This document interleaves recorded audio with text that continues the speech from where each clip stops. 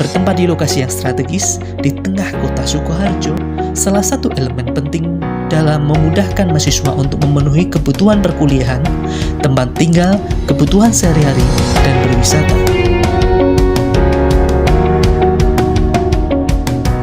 Program studi pendidikan yang menciptakan tenaga profesional siap kerja untuk membantu individu yang memiliki masalah pribadi, hubungan sosial, belajar, dan karir. Bimbingan dan konseling Univet berdiri sejak tahun 1983 dengan nama Psikologi Pendidikan dan Bimbingan, kemudian berganti nama menjadi Bimbingan dan Konseling dengan akreditasi B.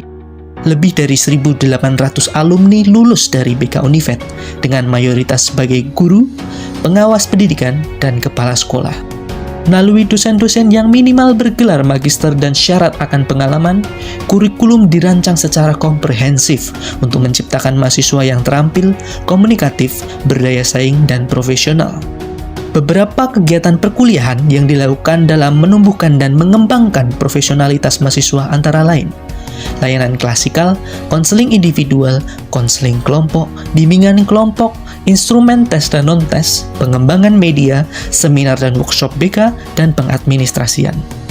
Segudang prestasi pun sudah ditorehkan mahasiswa di berbagai daerah di Indonesia seperti juara umum media pembelajaran tingkat nasional tahun 2017, finalis Indonesian Counseling Competition 2019, Perparprov 3 2018 Surakarta cabang atletik kategori 1.500 putra, juara futsal antar perguruan tinggi se-Jawa Bali tahun 2017 dan 2018.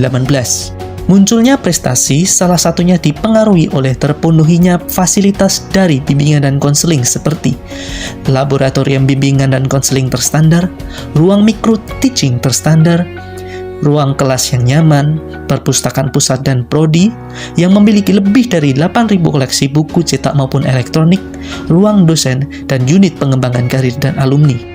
Selain itu, masih ada fasilitas umum seperti parkiran yang luas, lapangan untuk berolahraga, dan berbagai unit kegiatan mahasiswa sebagai wadah pengembangan diri mahasiswa. Ayo bergabung bersama kami.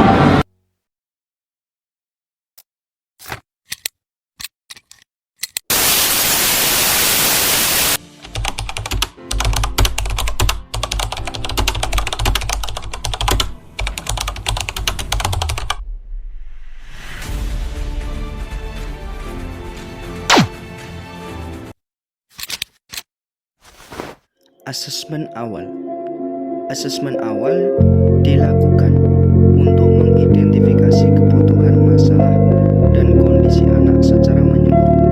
Ini meliputi wawancara dengan anak dan orang tua, observasi perilaku anak saat bermain atau beraktivitas, serta penggunaan alat penilaian yang sesuai usia. Tujuannya adalah mendapatkan gambaran lengkap tentang aspek emosional, sosial, dan kognitif anak agar intervensi yang diberikan tepat sasaran. Yang kedua, menetapkan tujuan konseling. Berdasarkan hasil asesmen, konselor menetapkan tujuan konseling yang spesifik, terukur, dan sesuai dengan kebutuhan anak. Tujuan ini bisa berupa pengembangan keterampilan sosial, pengelolaan emosi, peningkatan komunikasi, atau perbaikan perilaku tertentu. Tujuannya harus realistis dan disepakati bersama orang tua dan anak jika memungkinkan. Yang ketiga, koordinasi dengan orang tua. Koordinasi dengan orang tua sangat penting untuk mendapatkan informasi latar belakang keluarga, pola asuh, dan dukungan di rumah.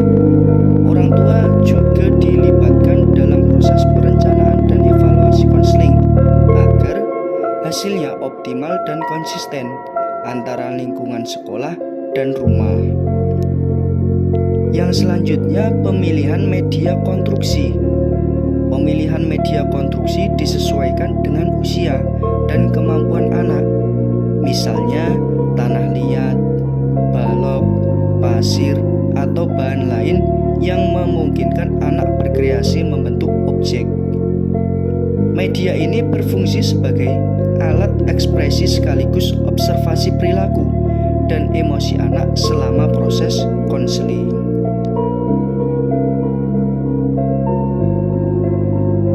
Yang kelima, pelaksanaan aktivitas konstruksi.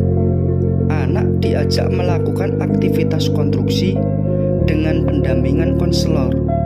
Konselor mengamati cara anak menghadapi tantangan, mengambil keputusan, dan mengekspresikan diri melalui karya konstruksi. Aktivitas ini dikemas dalam suasana bermain yang menyenangkan agar anak merasa nyaman dan terbuka. Yang selanjutnya, dialog dan refleksi. Setelah aktivitas konstruksi, konselor mengajak anak berdialog untuk menggali makna karya dan perasaan yang muncul selama proses. Refleksi ini membantu anak memahami diri, mengungkapkan emosi, dan mengembangkan kesadaran diri. Konselor memberikan penguatan positif dan bimbingan sesuai kebutuhan. Yang ketujuh, evaluasi dan tindak lanjut. Evaluasi dilakukan untuk menilai perkembangan anak berdasarkan hasil observasi dan dialog. Konselor bersama orang tua dan pihak terkait menentukan langkah tindak lanjut, apakah perlu melanjutkan sesi konseling, mengubah strategi, atau melibatkan profesional lain. Evaluasi bersifat berkelanjutan untuk memastikan perkembangan optimal anak.